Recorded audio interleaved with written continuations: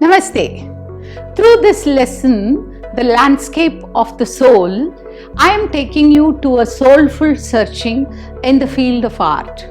Nathalie Trouveroy tale Landscape of the Soul is about art. The story Landscape to Soul stimulates the diverse sense of beauty and wishes of artists from Western and Eastern cultures. While the Western eye yearns for an exact depiction of life, artists in the East seek active and emotional involvement with their profession. To sum up, in Landscape to Soul summary, we learn that art is an infinite form that has a rich history, and it cannot fit inside any certain box or label. It has life of its own. Landscape of the Soul, this lesson is divided into two sections.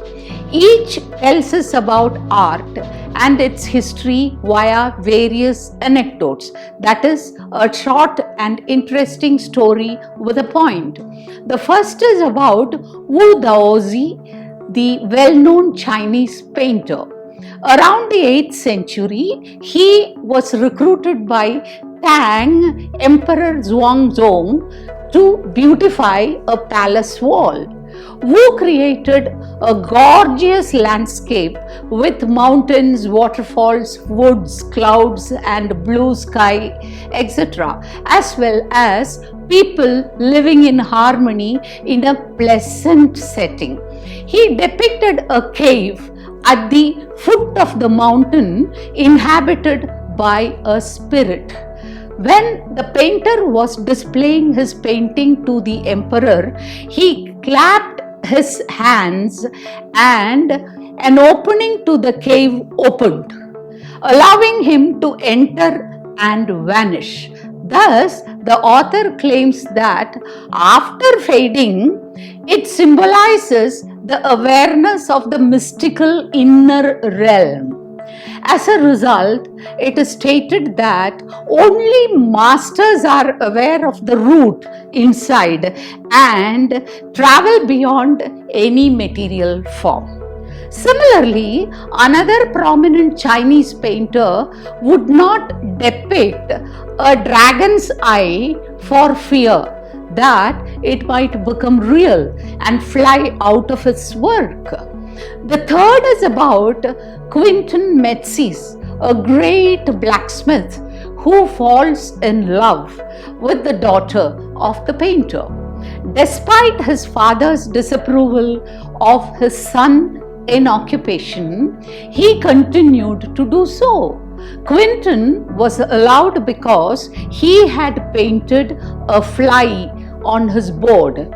It had a delicate authenticity that reminded him of a genuine one. Finally, the second half of Brinda Suri's Getting Inside Outsider Art discusses the notion of art Brat. Art Brat is the art of those who have no right to be artists.